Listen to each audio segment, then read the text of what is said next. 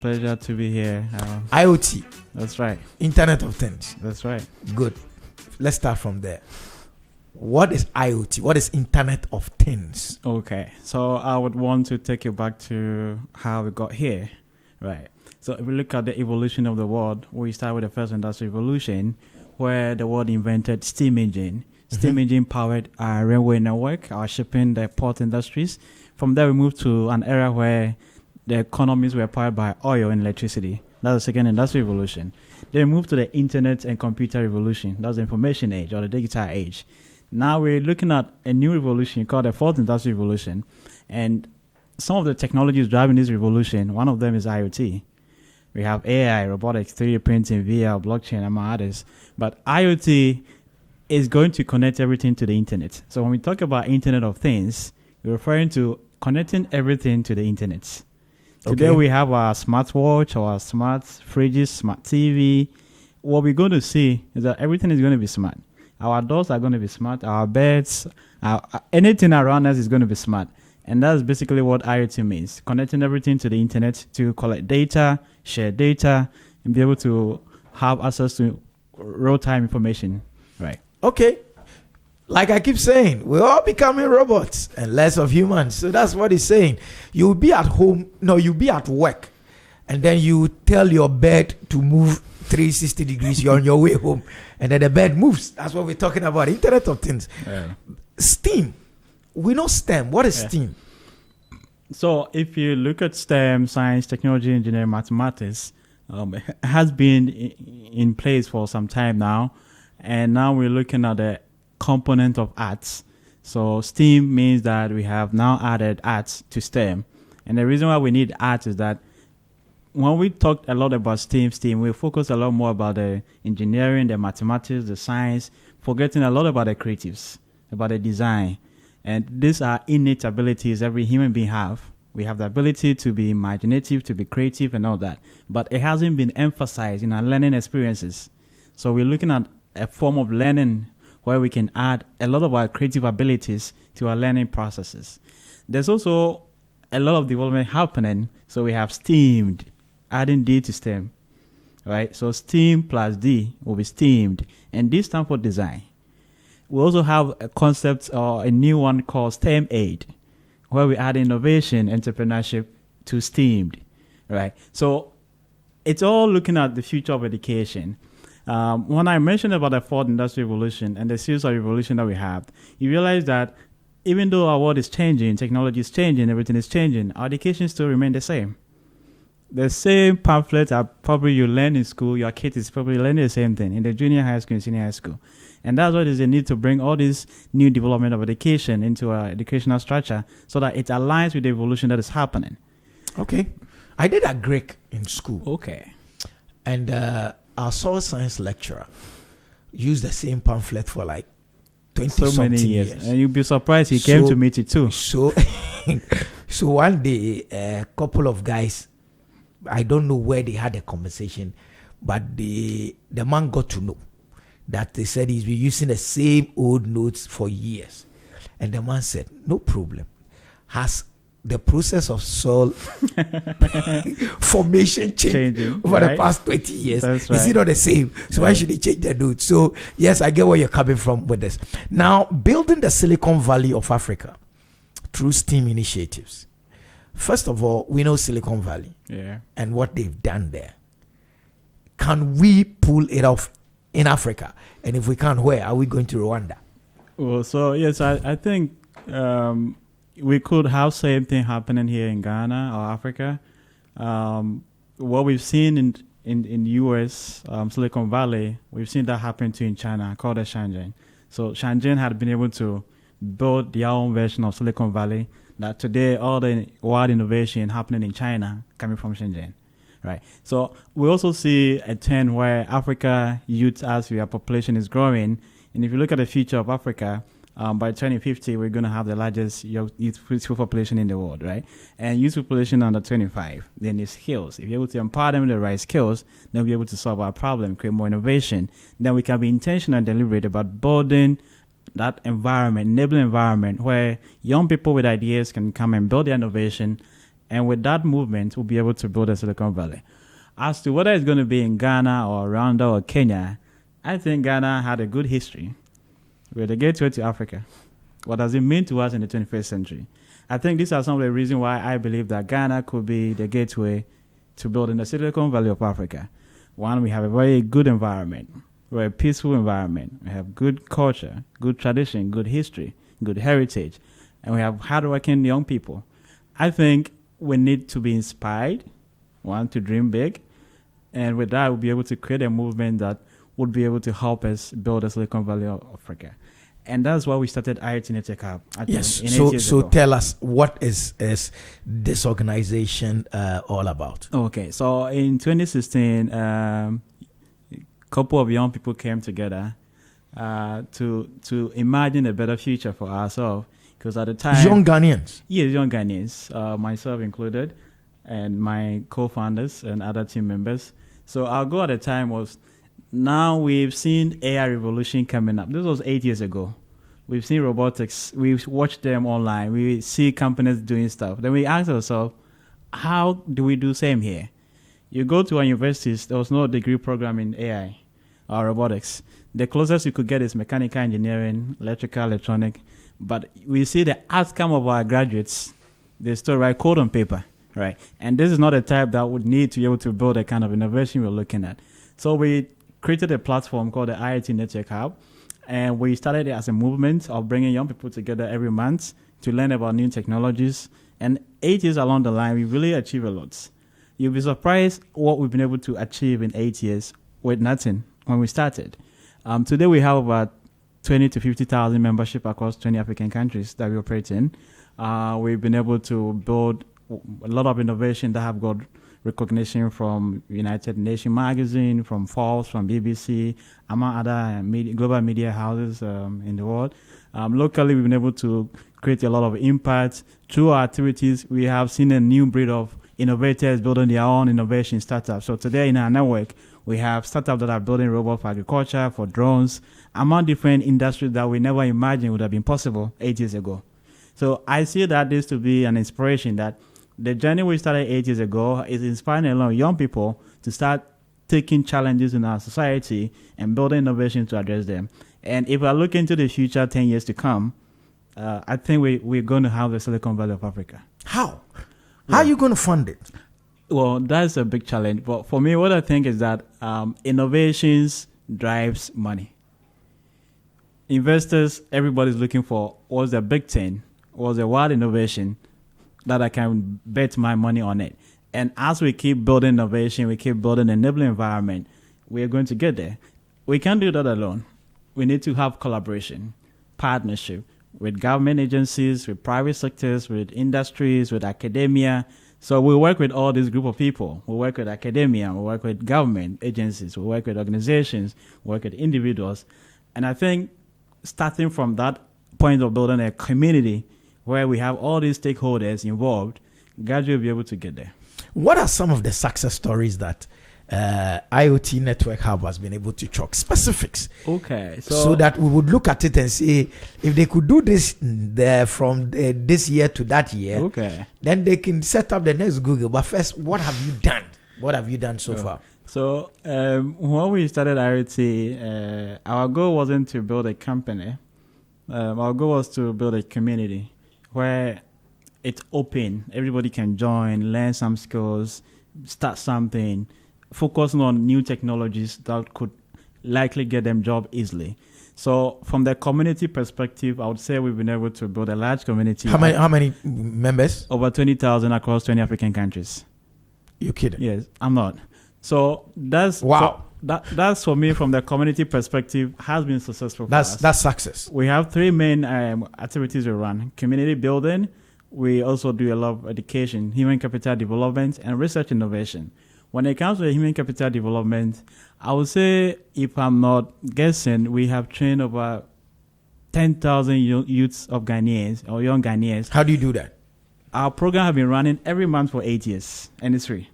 Every Saturday the last Saturday of the month. And Kofi Annan, the Kofi Annan City Center has been a sponsor who gives us the venue for free. and we run this program. We've worked with a lot of partners to do or deliver STEM programs across the country. One of our partners is Implementers. Working with them, we established what we call the Yamansa Lab. This is a state-of-the-art laboratories for all the 10 regions of Ghana.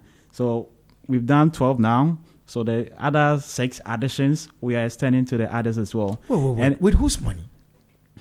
Oh, so our partner Implementers also have a funders called the Helping African Foundation. Okay. That's supported the projects. So these are the funders for the projects. And if you've heard about our robotics competition, ETAD, we've been running for 3 years. If you see what junior high school students are building, the innovations, you'll be amazed. Right? And this is as a result of the enabling environment that we'll be able to create. And this is across 12 regions of Ghana now. It's powering the community, the young people there, to be able to innovate and pick problems around their own community and build innovations to address them.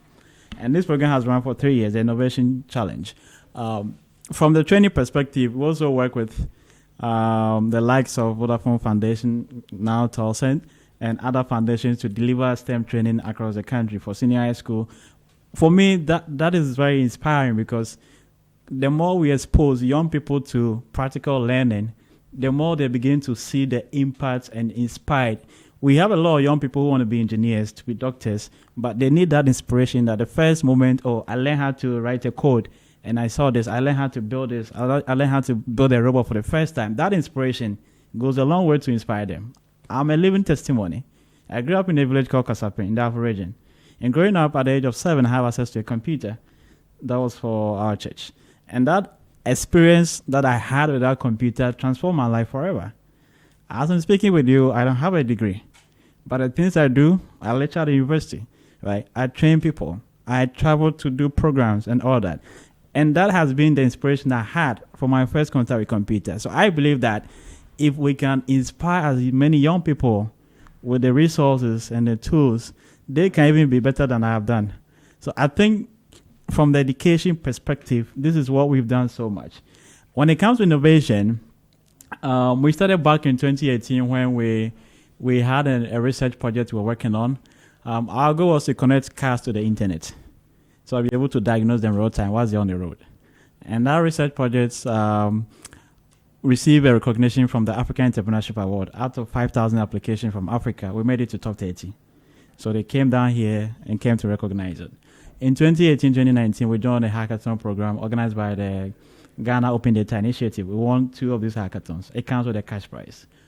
In 2020, when COVID came, we built a lot of innovation. So you saw the likes of the Veronica buckets. We designed one with sensors. So you put your hands beneath it, you wash for 2 minutes. After 2 minutes, it ceases. This was because the open one, everybody will have to touch the tap. You wash your hand, and then you touch it again to close it. Right? And we read that the viruses were on the surfaces of objects. And this was exposed to everybody. Everybody go touch, you wash, you close it.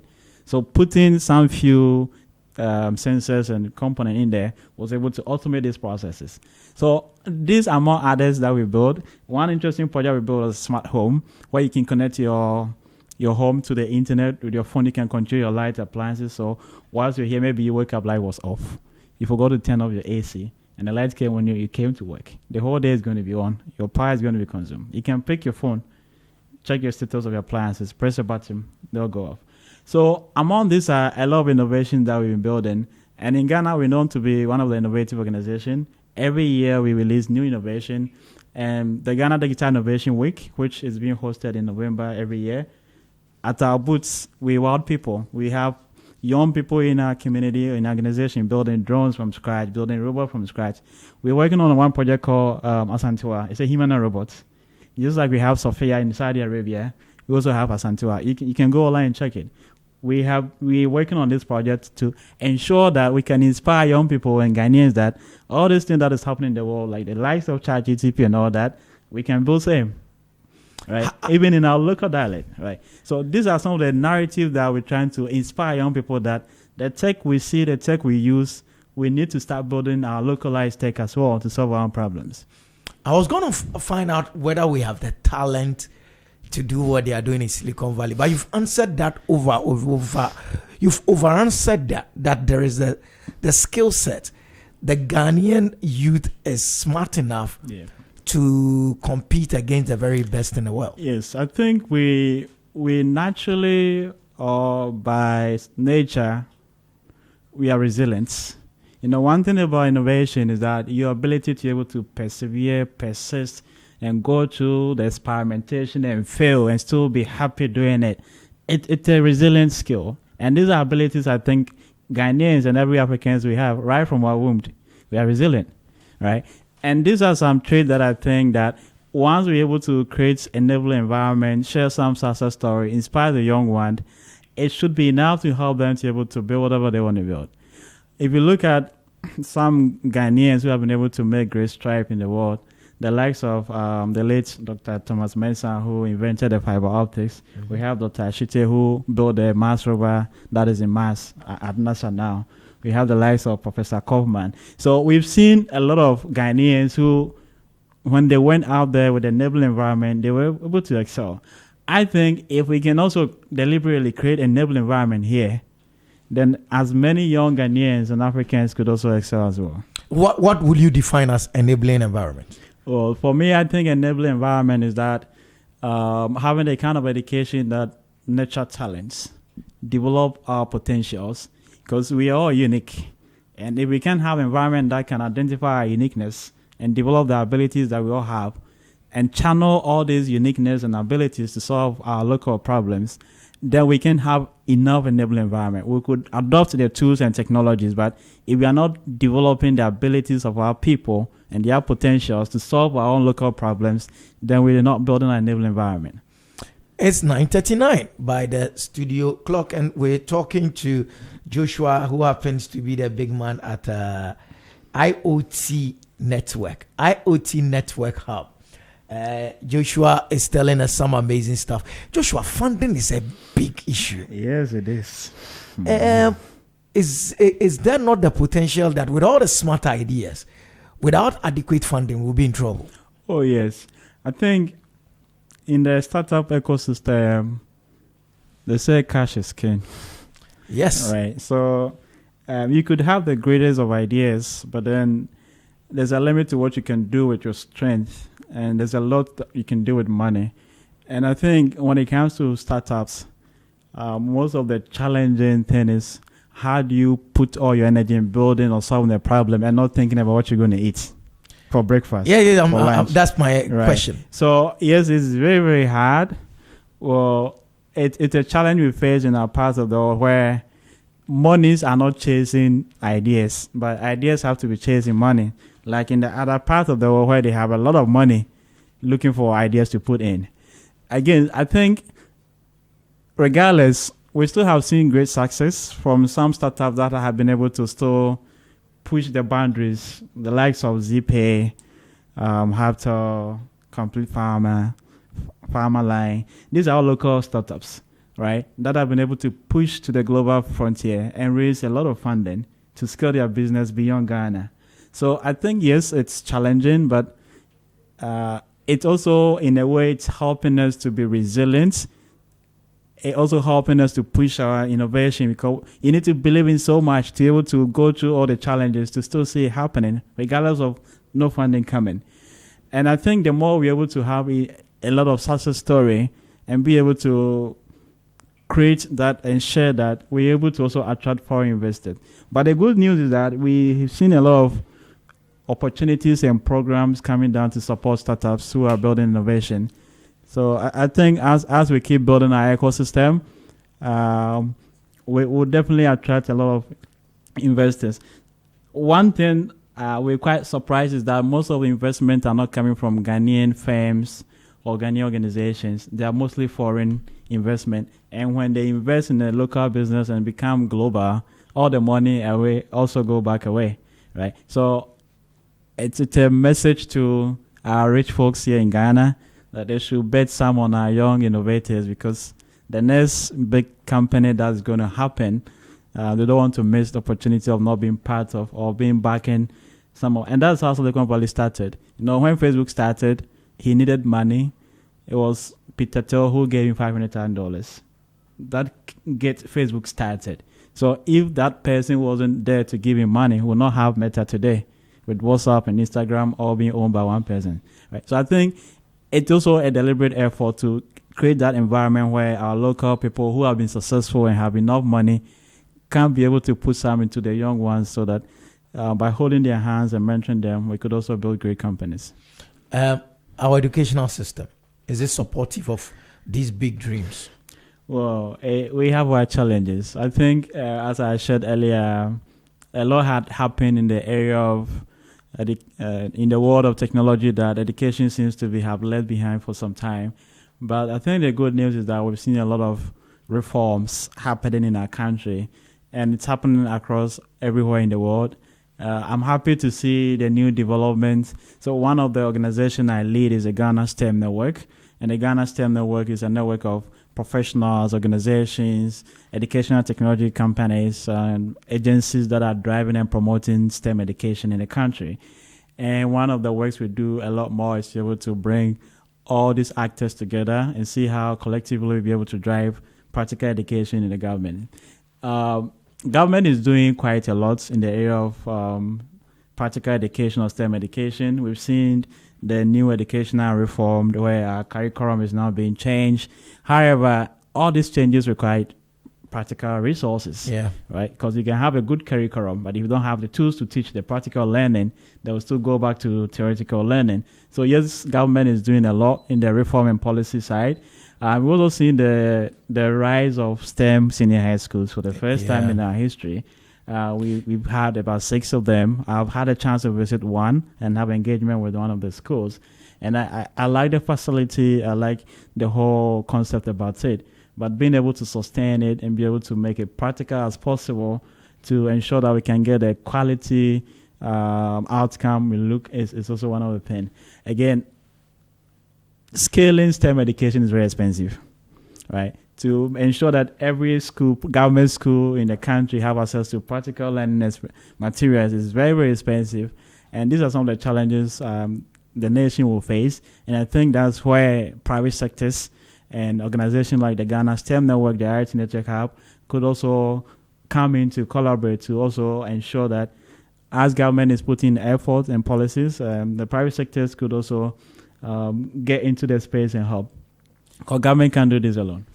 Tell me about this STEM aid kit. Okay, so I actually have one here. I can share, let you have a look at it instead of just telling you about it. So, it's not for sale. It's for sale, actually. So the STEM aid kit, it's been a decade in the ecosystem, driving education, technology, entrepreneurship. And initially I mentioned that we've done training programs across the country, visiting a number of schools and all that. And one of the challenges we realized was that we take the tools and the stuff to them, and the kids are excited about the experience, but they have it for just a moment, right? Because we have to take the same resources back away to a different school. We can't leave it for them, right? So we kept having that feedback of how can we also get something to practice at a school, right? Some schools have a computer labs, but they need a gadget, the tools that can enable them to make the best use of the computers instead of maybe browsing on Facebook, watching YouTubes and all that.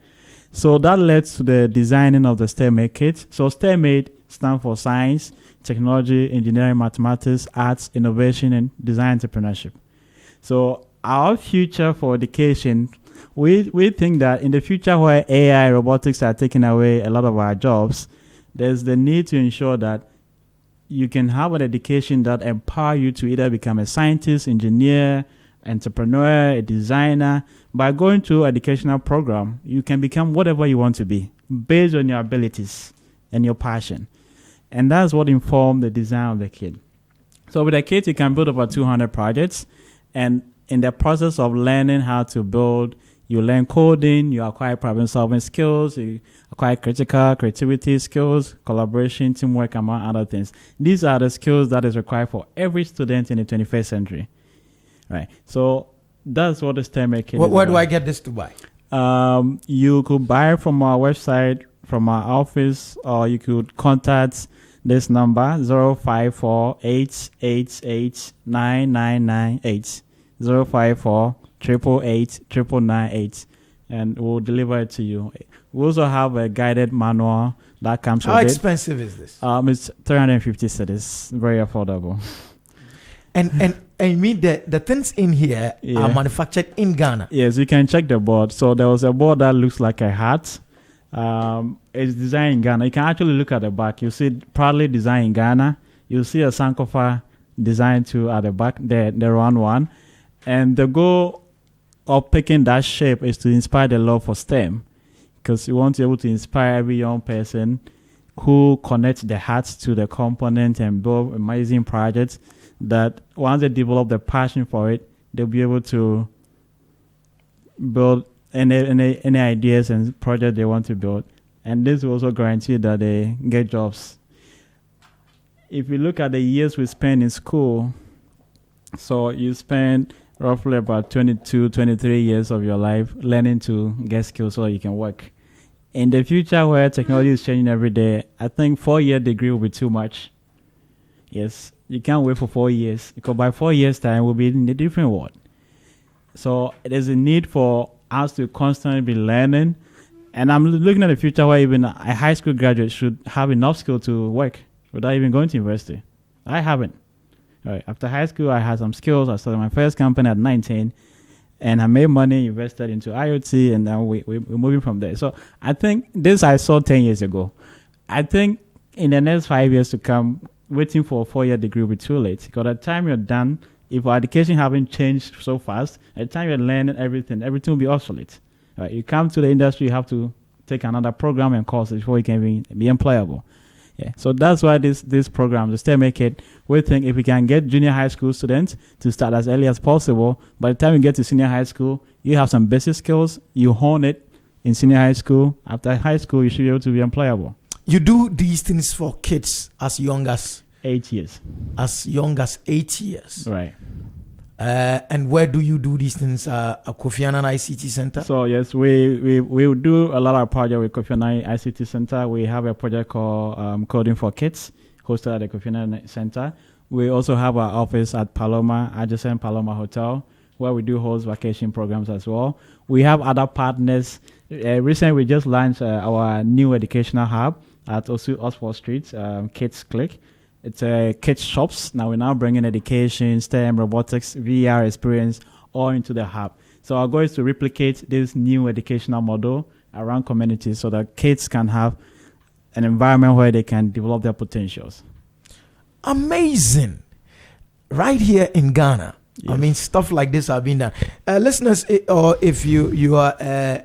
if you're watching us stream live, this is a STEM Aid kit. Right. It's manufactured here in Ghana. That's right. And it is to encourage young ones to get into the space. The Learner's Toolkit to prepare you to succeed in today's world. That's right. All Ghana. Yeah. The thing is already here. Suckers generation and all those things. Right. So let's wrap up. Okay. How far or close are we from realizing the Silicon Valley dream as a continent? For me, I believe it all starts with a dream, right? And it's very important that for 8 good years we've been able to keep this running, and we've started seeing ripple effects. So we've started seeing a lot of startups who 8 years ago that they were young people trying to get skills. Today they have young companies in emerging field. So either robotics, drone, 3D printing, VR, all these startups, we are all together.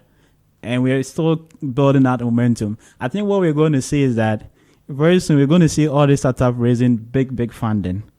And that's going to catapult us into it. So we've been able to come together and stick to that for 8 good years. Now, if you look at the next 5-10 years to come, if all these startups are able to still stay together, raise funding, create more employment, create more innovation, then we'll be on the path to creating Silicon Valley. We might need a physical environment.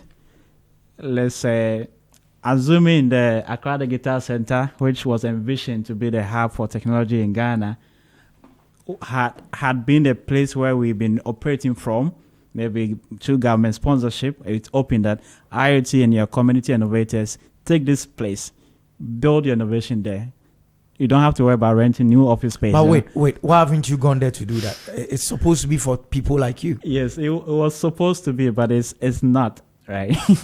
Why, if you go there, you're supposed to pay? Yeah, okay. There's a yes and no. We had partnership with Ghana Tech Lab. That's one of the labs that within the Accra Digital Center. Yes, and those time we worked with them, we weren't paying for it. They were also our partners. So as part of helping build our ecosystem, they sponsored that for us. And Kofi Annan has been very good to us for the past 8 years. Every single month, we use their facility for free to bring young people together to build this innovation. But I think what we've got into, we've grown too big, that we need bigger space to do big things that would catch the attention of the world and investors, able to put a lot of money in. And I think that's what we are pushing hard for. So we're praying that individuals, organizations, and government agencies, that visions align. So we see a lot of alignment with the Ministry of Environment, Science, Technology, Innovation. We had a partnership with them, and we're still working our way out. We also have partnership with Kofi Annan under the Ministry of Communication. So our goal is to be able to bring these agencies together, to be able to build an ecosystem where we can scale up the innovations that we're working on. That's very, very interesting, and we hope for the very best for what you're doing, because it is simply amazing to have someone like you. We've been talking to Joshua Opoku-Agyeman. He's the president of IoT Network Hub Africa, not Ghana, Africa. The dream is bigger than Ghana. It's an Africa-wide dream, and he has branches, and he has presence in many African countries, doing great stuff. He's simply calling for your help. Corporate Ghana, your next Elon Musk is sitting right in the studios of Z101.9 FM. Look for them. IoT Network Hub. Thank you so much, Joshua, for coming. It's a pleasure. I'm sure we'll be having this conversation, but this ThermAid kit, maybe I need to take one home. You never know. Sure. Thank you so much. Thank you so much. It's all too soon. The show is up. I would apologize once again. We didn't do customer service and experience. The conversations have been quite exciting. We'll do that tomorrow. But before we leave, it's 9:54.